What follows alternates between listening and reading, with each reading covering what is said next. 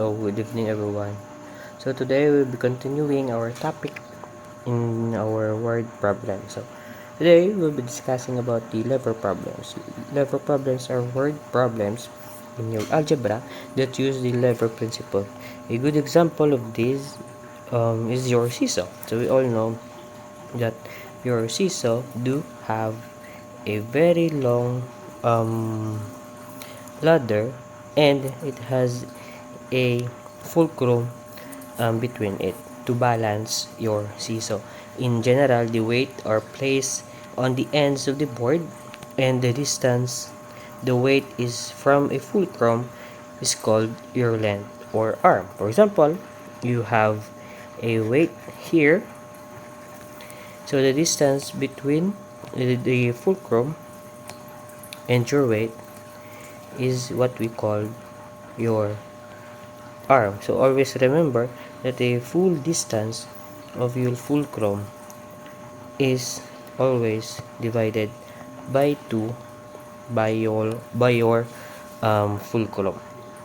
So the basic formula for us to remember is the weight sub 1 times the x, or your distance from the support, is equals to the weight sub 2 times x sub 2, or the weight on the other side times its distance from the support. To further understand it, now example, we have here our seesaw. In our seesaw, we have our fulcrum. For example, we have a weight here. Let's call this weight sub 2, and this would be our x sub 2, or our distance. And we have here our weight sub 1 and its distance x sub 1. So in general, weight sub 1 times the x, or your distance from the support, is equals to the weight sub 2 times its distance from the support. Notice that your weight sub 2 is much more smaller compared to your weight sub 1. In that case, in order for us to balance it, we need the weight sub 1 much more closer to our fulcrum. So you notice that your weight sub 2 is on the other side, the very right side, while your weight sub 1 is much more lapit compare sa imo nga weight sub 2. Next, to understand it, I have here a sample problem. So, an iron bar 8 meters long has a 50-pound boy on one end and a 150-pound man on the opposite end. How far from the fulcrum be located to balance the bar? So we are tasked to find the location of our fulcrum, no, to balance the bar. So the the problem states that we have an iron bar and it is 8 meters long. Next, no, we have a 50-pound boy on one end. So let's say this is a boy, and it is 50 pounds, and on the other end we have a 50-pound man now, and it's much more bigger compared to our boy. So, and it weighs 150 pounds. So the problem asked, how far from the fulcrum be located to balance the bar? So, diin ta ibutang daw ang fulcrum naton in order for the bar to be balanced. So, again, we all know that this bar is 8 meters long. Let's say the location, and we knew the formula to find that one. Say our work sub 1, or I mean the weight sub 1 will be the weight of the boy, and the weight sub 2 is the weight of the man. And we could say that we all know that the fulcrum will be much more lapit sa aton nga man kay bugat siya. Let's call this the color X. Now, this would be X, and this would be our 8 minus X. We all know it is 8 meters ang kalabaon niya. So, to find our X, we just need to multiply our weight sub 1 times the length of our arm, which is 8 minus X. And to balance it, we need to equate it to the weight sub 2 times just X. So substitute our values. We have a 50 pound times 8 minus X is equals to 150 pounds. Sorry for my voice, no, kay inailanat ako. So this would be 150 pounds times X. And then we just need to solve for our X. So this would be idugon ko lang yun. Or sorry. Idugon ko ng danay. Gamay. Doing our algebra, no. Multiply ko lang ang akong 50 times 8 would be 400 pounds. Minus 50 X. It would be equal to 150x. So solve for x. 200x is equals to 400, and your x is 2 meter. So ano yung answer? Yes. So your fulcrum, this one, must be 2 meters. Must be 2 meters from sa pinaka right side sa atong naman, and it must be 8 minus 2, 6 meters ang iyang distance from the boy in order for the steel or the iron bar nga maging balance. So gets.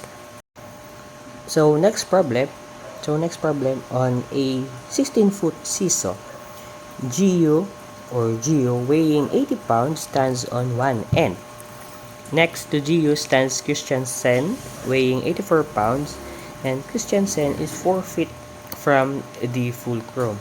On the other side of the end stands Christine weighing 95 pounds, and where should Nino weighing 75 pounds stand in order to balance the seesaw? In this problem, in order for us to solve, we need first to draw it. Again, we have here our 16-foot seesaw. So si Gio daw, this color red, Gio, weighing 80 pounds stands on one end. So di siya. And its weight is 80 pounds. Next kay Gio naton, we have, next to Gio stands Christiansen, weighing 84 pounds. Christiansen is 4 feet from the fulcrum. So let's say our fulcrum is here, and si Christiansen next to Gio ay siya, kaya medyo gamay siya, 84 pounds. Kung medyo dako sa galit. Next to Gio stands Christiansen weighing 84 pounds. Si Gio 80 pounds lang. May ata siya 84 pounds. And Christiansen is 4 feet from the fulcrum. So, ang iya distance halin sa fulcrum is 4 feet. Next, on the other side naman, at the end, bahay siya. Color pink gamiton ta. Christine, weighing 95 pounds. Medyo dako si Christine. So, siya 95 pounds. And where should Nino, weighing 75 pounds, stands in order to balance the seesaw? So, nakita natin is the location of Nino na may ara siya 75 pounds para ang aton nga seesaw manging balance. So, kabulota, the distance of the length of our seesaw is 16 feet. So the problem asked us the length or the distance x of Nino from the fulcrum. So we will just adding the weight from the other side and equate it to weight on the other side. So we have 80 pounds, and kabalota, your fulcrum is in the center of your 16 feet seesaw. So technically this would be 8 feet and this would be 8 feet. So on this side, no, the 95 pounds times 8 feet plus the 75 pounds times x is equals to 84 pounds times 4 feet ang location ni Christiansen plus the 80 pounds times 8 feet. So to solve for x, now we will just multiply this one, this one, this one, this one, and solve for x. Now using your calculator, your x is equals to 2.88 feet.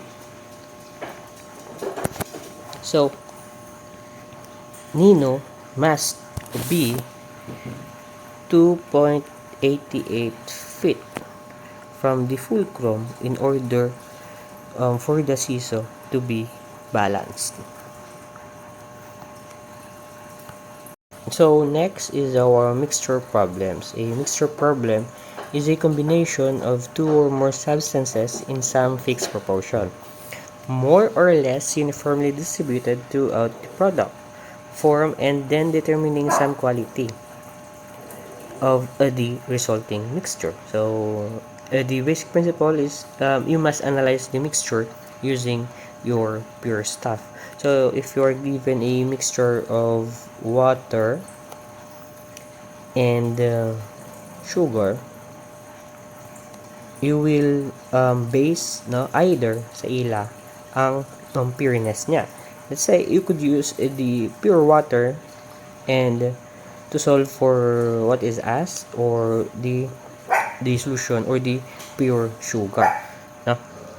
for example, we have here, now, if X ml of a mixture of coffee and cream containing 20% cream is added to 50 ml of mixture containing 45% cream to produce a mixture that is 30% cream, find X. Sorry sa akong ido, nagdamon sila subong. No?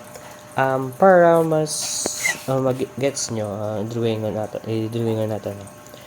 If X ml, so you have a coffee na may ara siya, X ml, amo nang wala, amo nang inapangita natin, may ara siya X ml of mixture sa coffee and cream containing 20% cream. So may ara siya 20% cream plus is added to a 50 ml, medyo dako ng cup, 50 ml sa 50 ml of a mixture containing 45% cream, may 45% cream ni siya to produce a mixture that is 30% cream. So the total milliliters na ma-produce natin is, of course, is your 50% or 50 plus X ml nga may 30% cream.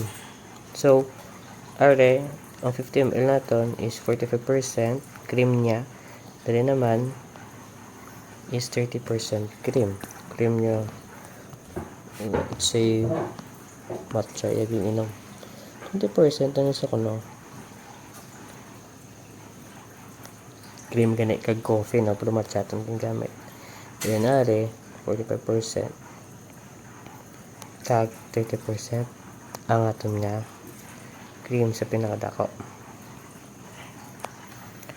So, anong basic natin? So, we are solving the problem based on the pureness of cream lang, hindi ang duwa. So, dire, to find the amount of pure cream in the first cup, we just need to multiply 20% times X, or kung pila ang unod niya. So, pinakita na lang ang pila percent ang pureness ng cream sa aton nga XML plus 50 or 45% sang cream times 50 ml naton is equals to 30% times 50 plus X ml. Pila na siya. So, multiply your X. So, this one is the pureness sang cream sa atong first cup. Dali naman is the pureness ng gyapon sang cream sa second cup, and this one is the pureness sang cream sa aton nga total cup.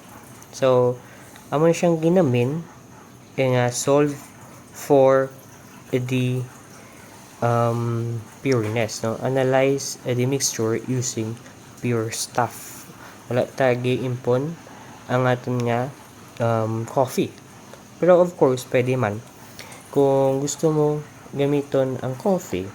In this case, then given sa aton sa problem is just the cream. So, if 20% ang aton ni cream, our coffee must be 80% ang aton nga coffee. Tsaka sa diri naman, instead ng 45%, pilang aton nga coffee. of course, 55%. Tama? 55. Dire naman, 70%. So, instead nga 20 gamiton ta dire, 45 dire, 30 dire. Okay, we are solving it in terms of the pureness of coffee. Ang atong gamiton is the how many percent is the coffee in each cup.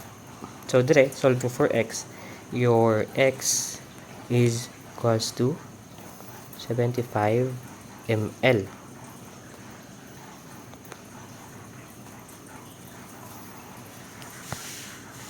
So next problem, how many gallons of water must be added to 80 gallons of a 40% salt solution to produce a solution that is 25% salt?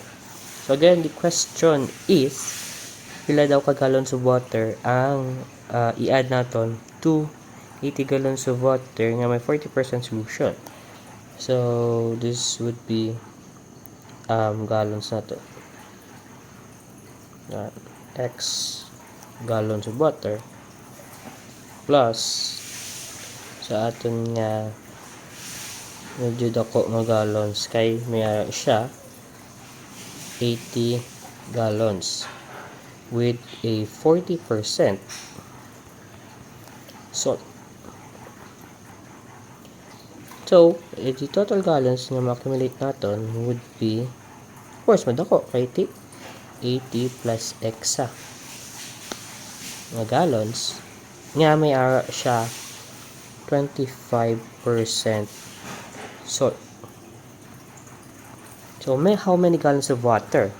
So this is, if you notice, pure water lang.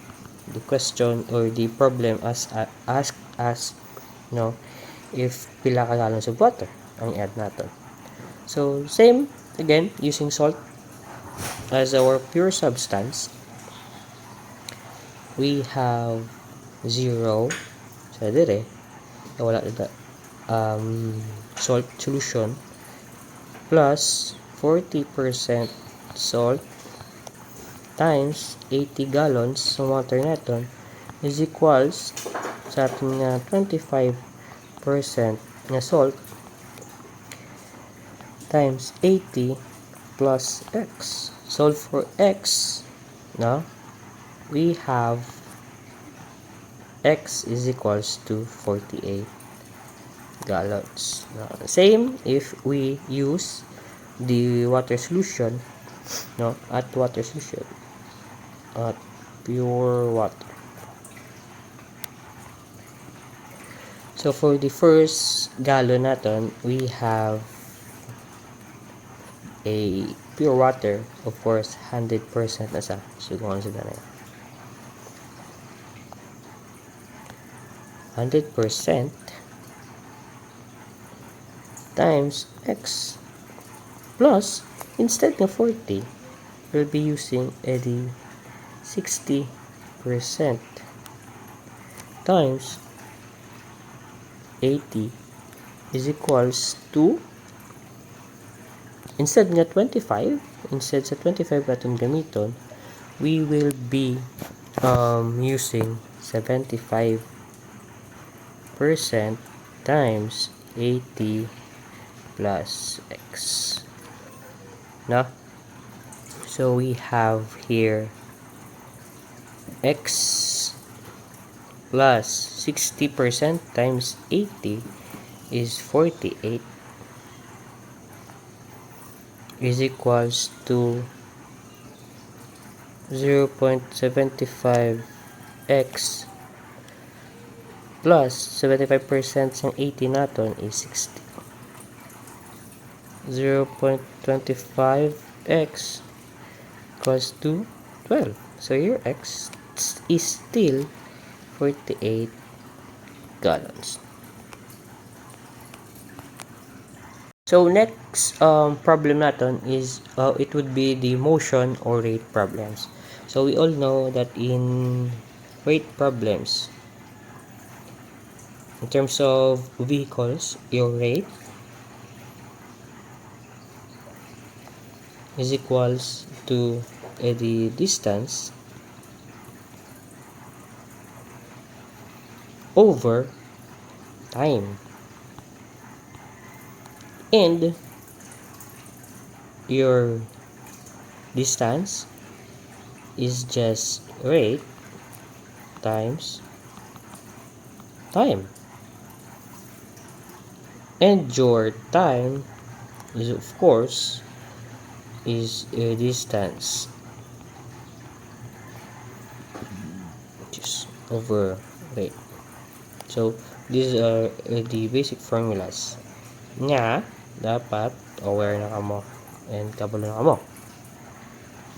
So we have two cases, or I mean three cases sa aton nga rate problems. For the case number 1, so we have your meeting situation.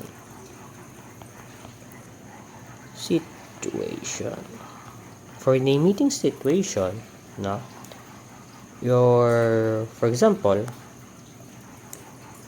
your car A is from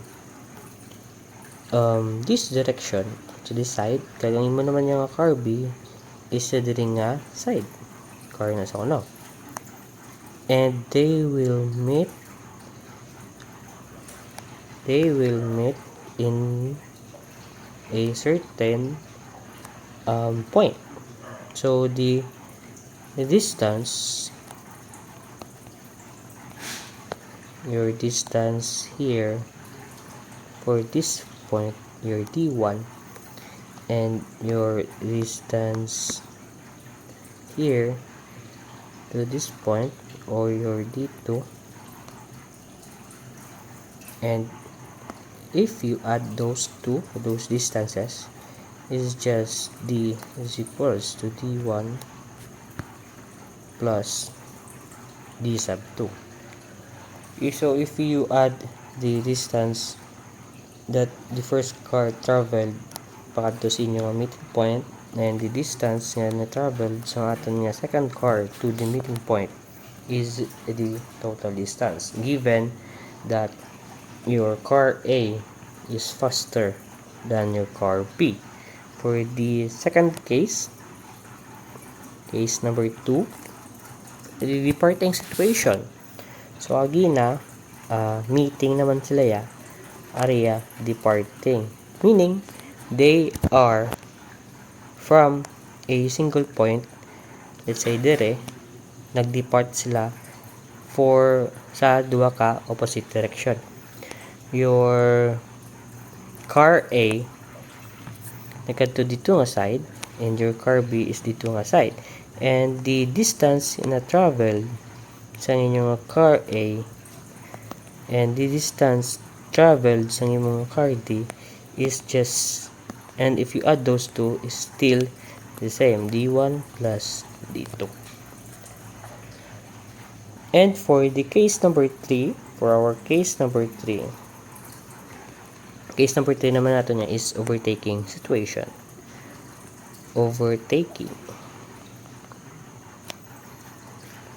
So your working equation here is just T sub 1 is equals T sub 2. The time nga ma-overtaken sang imo nga car, let's say for example, nag-start una ang isa ka car, R&B siya, and ang isa naman ka car is naulihi, pero given nga mas dasig ang imong car A compare sa imong car B, car A will overtake your car B eventually. So the time nila nga duha is just equal. To further understand those cases, let's first solve this problem.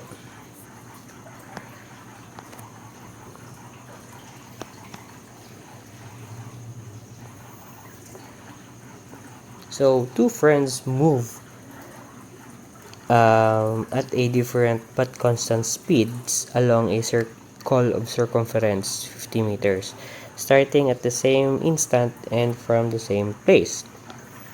When they move in opposite directions, they pass each other every 30 seconds. And when they move in the same direction, they pass each other every 55 seconds. So determine the race. So by the way, this problem is a motion on in a circular path. Wala na siya na-discuss. Now, let's just always remember that moving in opposite direction and meet each other every time, the formula natin is just xt plus yt is equals to d. And this formula is opposite direction. Moving opposite direction. Given that your x is the rate of the faster runner and your y is the rate of the slower runner, and your t is your time, and your d is the total distance cover nila. This is for your opposite direction, pero for the same direction naman niya, we will just subtract dy t sa atin nga x over t equals to d. This one is for moving in a similar direction. Tandaan nyo siya. So, going back to the problem. Two friends move at different but constant speed along a circular circumference. So, let's say this is your oval nga may area siya 50 meter ang yung circumference. So, starting at the same instant, let's say this is your starting point.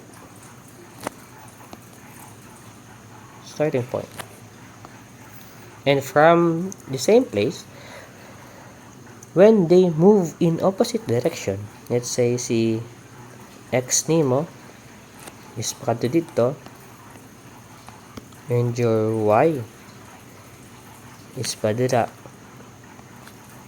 They pass each other every 30 seconds. So they will pass each other at in 30 seconds, every 30 seconds. So your t sub 1 opposite. T sub 1 opposite is 30 seconds. While your t sub 2 same direction is 55 seconds. So knowing or using the formula na discuss natin kagina, your x sub 2 or your x t plus 30 or I mean y t is equals to 500 or d or the total distance covered. So this formula is for your opposite. So substituting the values, we have x times 30 plus y times 30 is equals to 500 meters.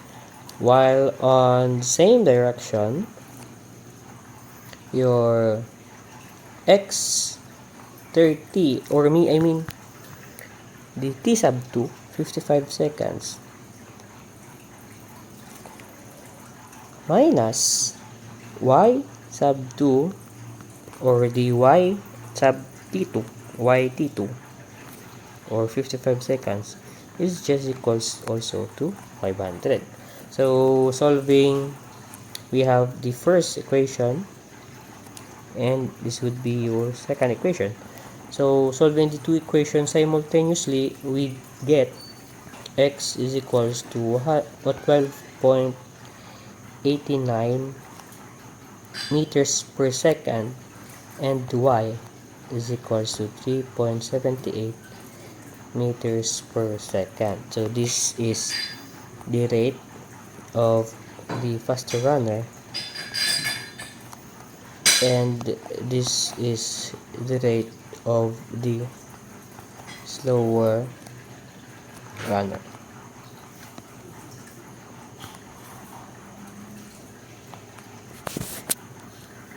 So next problem, terms of speed of plane naman. So for this one,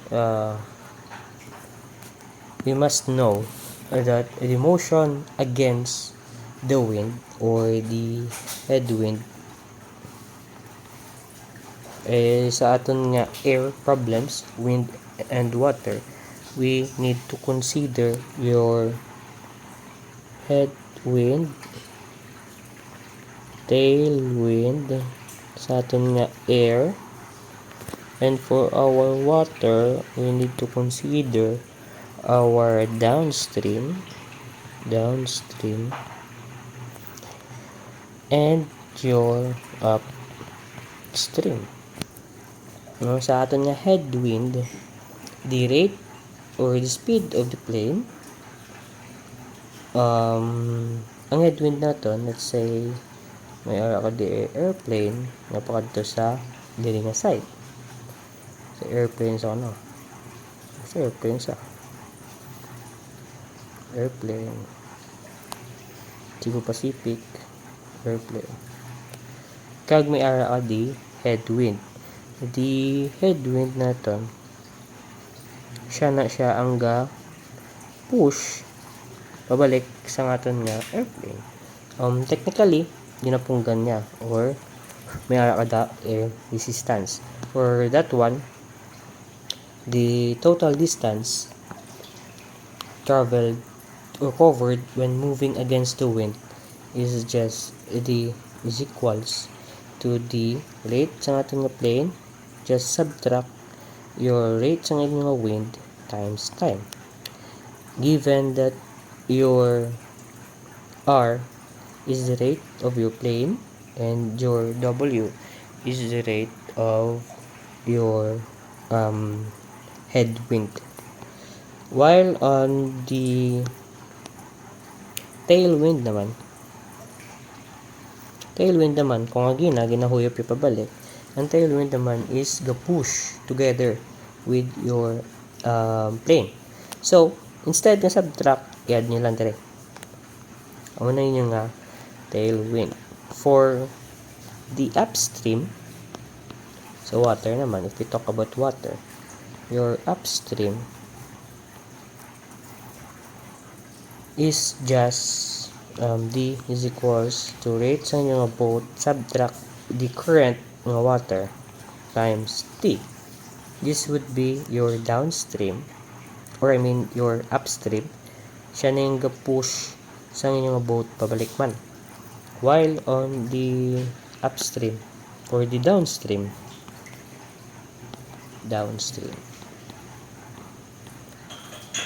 instead nga subtract, i-add nyo lang.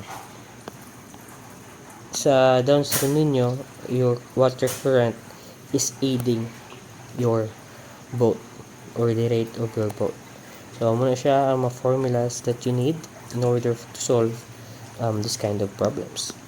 So example number 15, the speed of a plane is 120 miles per hour in calm air. With a wind, it can cover a certain distance in 4 hours. But against the wind, it can cover only 3/5 of that distance at the same time. Find the velocity of the wind. So let's say W is the velocity of the wind, and your D is the distance covered with the wind.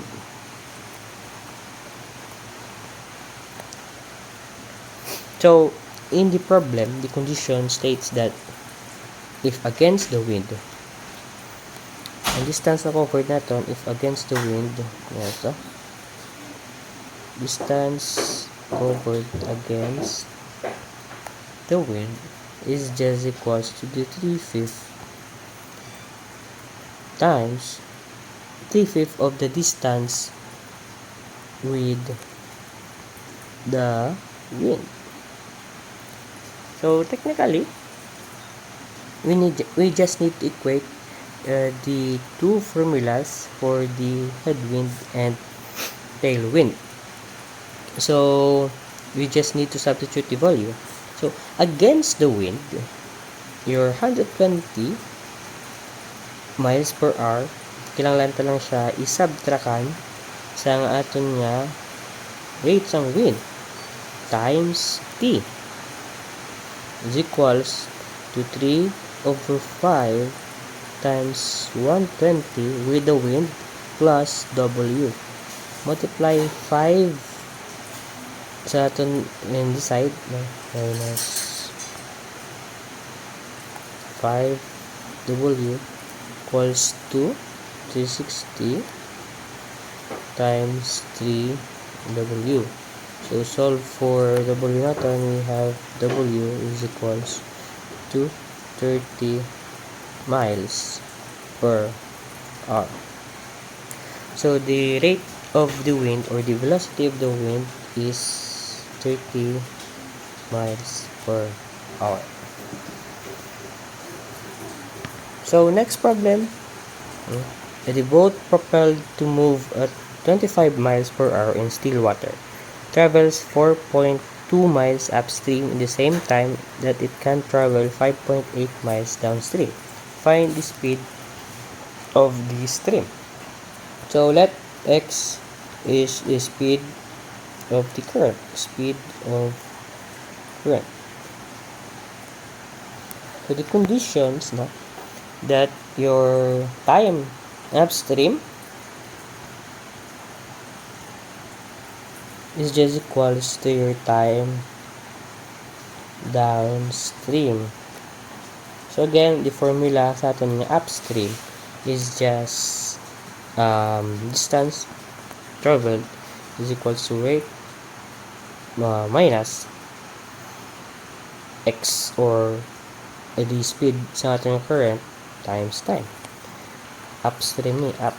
Ang down naman niya or plus CT. Owning down natin. So we will just substitute these values in terms of T. Your 4.2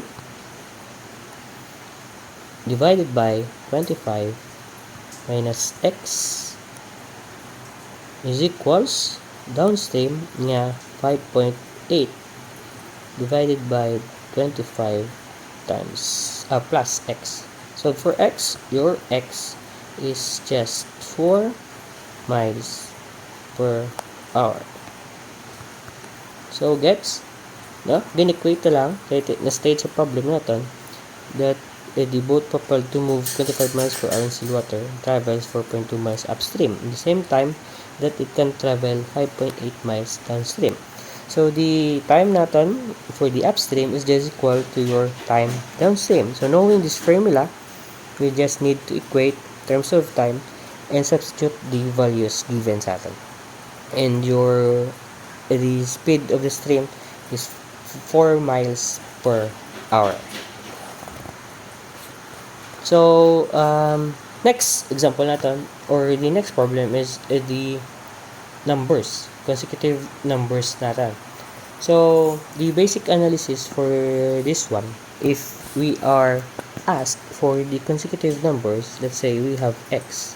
If consecutive numbers ang ginapangita, we just need to add 1 for the next consecutive number and add 2 for the third consecutive number. This would be first, second, and third. If consecutive even integers naman, so for the consecutive even integers, we have x sa second number natin, of course, plus 2 ka. And for the third, plus 4. For the even. But for the add consecutive add integers naman, add ka di x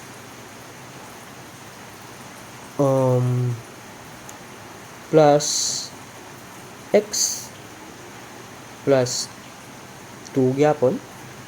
Plus 2 gyapon. 1. Kag x plus 4. So, if may ka number 1 and we need to find the next even integer or the odd integer, you need to add plus 2 ka para makuha mo 3, plus 2 ka naman para makuha mo 5, tsakto, plus 2 ka naman, plus 4 ka para makuha mo ang third even integer,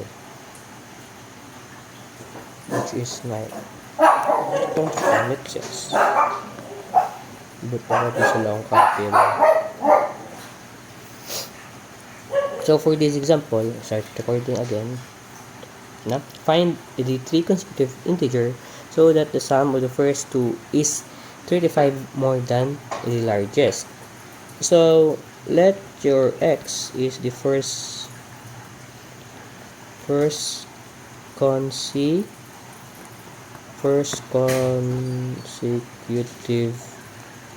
integer. Next one is x plus 1 for the second, and x plus 2 sa atin nga third, and the largest. The problem states that the sum of the first two, your x plus 1 is equals to 35 more than the largest. So your largest is x plus 2 plus 35. So this would be 2x plus 1 is equals to x plus 37, and your x is equals to 36. So your x is 36. The first number is 36, second number is 37, and the third number is 38. Thus, this will be your 3 consecutive numbers.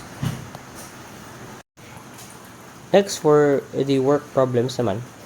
So, we have here the basic analysis. Now, if we look for the work rate of an individual, to find the work rate of an individual, we just need to work rate of an individual, equate it to the 1 over the total time to finish the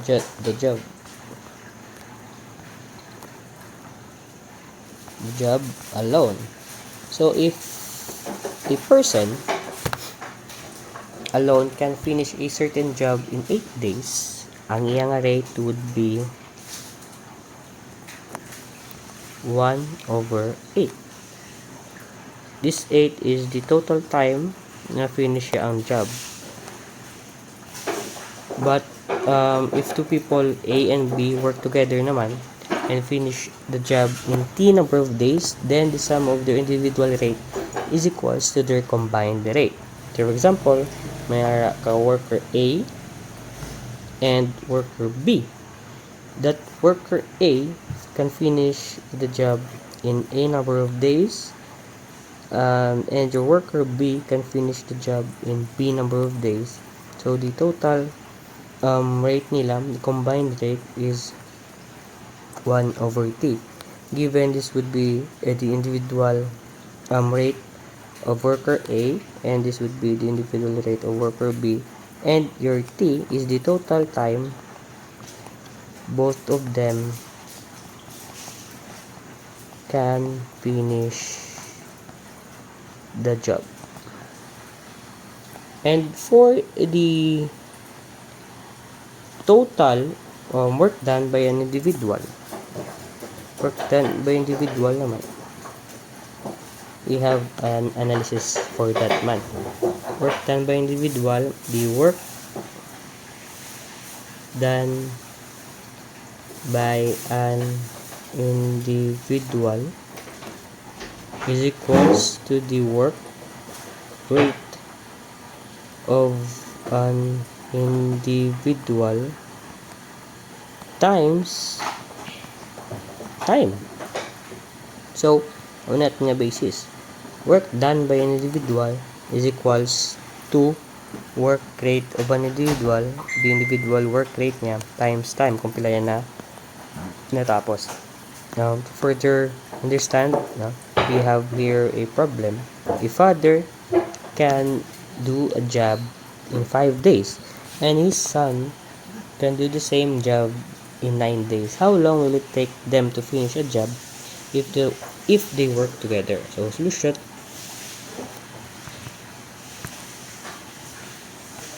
So, we have the rate of the father first. The father's rate is 1 over 5. So, the father can finish the job in 5 days, while your son, or the son's rate is equals to 1 over 9. The son can finish a certain job in 9 days. So, technically, the father is faster compared to your son. Pero, the question is, how long will it take them to finish a job if they work together? So, we just need to add the father's rate and the son's rate. 1 over 5 plus 1 over 9 is equals to 1 over t. Given that your t is the time na duwa sila matapos sila ang job. So, this formula is they work together. And solving for t, we have t is equals to 3.21 days. If they work together, both father and son can finish the work in just 3.21 days. Compare nga si father lang isa mubra, the father can finish it in 5 days while the son can finish it in 9 days. If they work together, 3 days lang tapos na ang ubra nila. So, next example, So, next example natin, a mechanic can do a repair job in 6 hours. His helper can do the same job in 10 hours. On a given day, mechanic begins to work, and after 2 hours, he is joined by his helper. So, in how many hours will they complete the job? So, in this problem, una, you are given the rate of your mechanic and the helper, and the mechanic nag-ubra una in 2 hours. After 2 hours, nag-join ang iyang helper. So, in how many hours will they complete the job? So, kinahanglan nyo, so you need to add the rate of the mechanic in 2 hours and the rate of both after pila ka oras na. So, let's say t is your number of hours.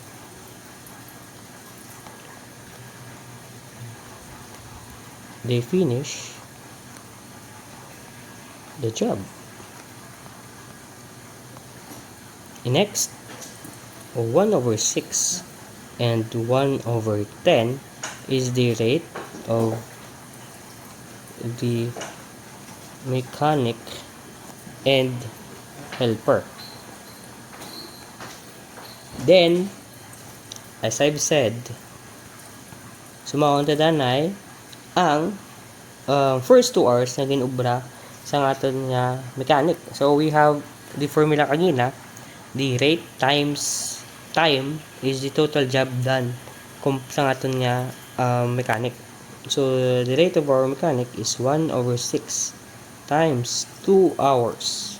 Okay, 2 hours siya nag-obra plus the rate sa aton nga mechanic plus the rate sa aton nga helper times time man nga naobra nila is equals to 1. So nga 1. So the 1 states that 1 complete job na siya. Amo na state sa aton nga 1. And then solve for t. By simplifying, we could find the t is equals to 2.5 hours. So, if the first 2 hours, the mechanic work nga mayara siya rate na 1/6. And then, after certain time, amount of time, natapos silang work. So, the mechanic and the helper works 2.5 hours together. And they finish the job. So, next problem, no? An input pipe can fill a swimming pool in 7 hours, while a drain pipe can empty the pool in 11 hours. If for the first 4 hours, the drain was left open while the pipe is filling it, how much longer would it have taken the input pipe to fill the pool full if the pool was emptied at the start? So, this problem, the solution, let x in this case, determining additional time to finish the job left by another who undoes the job. Ako naman sa nga example sa case. So your x is the additional time the input pipe needs fill the swimming pool alone. Kaya ginbayaan siya. So then, we have the rate na 1/7 minus 1/11. Amo siya ang rate sa aton nga input pipe. Fill a swimming pool in 7 hours. Ang 1/11 naman niya, drain pipe can empty the pool in 11 hours. So meaning, mas dasig mapuno ang aton nga swimming pool compared sa draining na. So we have a certain amount of time pa after mapuno totally ubos ang unod. So if for the first 4 hours the drain was left open, so aton nga 4 hours nabrihan gali. So samtang ginapuno sa aton nga input pipe, nabrihan for 4 hours ang aton nga drain pipe. So question is how much longer will it take given would it have taken the input pipe to fill the pool full if it is emptied at the start. So this one, the 1/7 minus 1/11, natabo na siya for 4 hours. Plus, ilang lang na siya i-considered. Kaya nag-start ang aton nga pool emptied and we have the rate sa aton input pipe and the rate sa aton nga drain pipe, ni-subtract na siya times 4 kaya 4 hours siya natabo. And plus mo lang ang imong nga total rate, exact rate nimo ya sa pagkapuno sang pool is equals to 1 na siya dayon. And then solve for x. Your x is just 5.45 hours. So, kung naabrihan for 4 hours, ato nga drain pipe, mapuno iya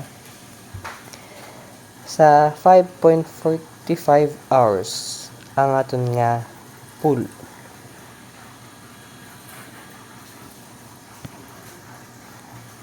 Next, and last problem natin.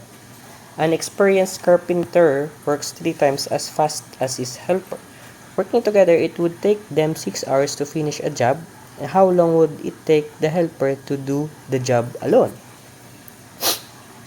So in this case, ang rate sa aton nga carpenter is 3 times sang rate sa aton nga helper. So let x is the number of hours the helper can do the job alone, and your 1 over x is the rate of helper. While your rate sa mga carpenter is 3 times sa aton nga rate sa aton nga helper, carpenter. So, if ang question is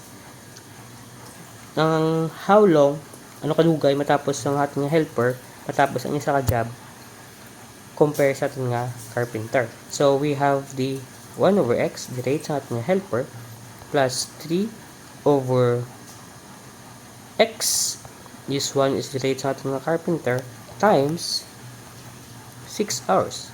This equals to 1. This 6 hours is the amount of time both can finish the job. Ngayon pangkot dire, kung si carpenter lang or si helper lang gid, ano yung kadugay matapos. So solve for x. Your x is 24 hours. So if the helper siya lang isa maobra, he can finish the job in 24 hours. Pero kung duwa sila together with the carpenter, 6 hours lang nila matapos.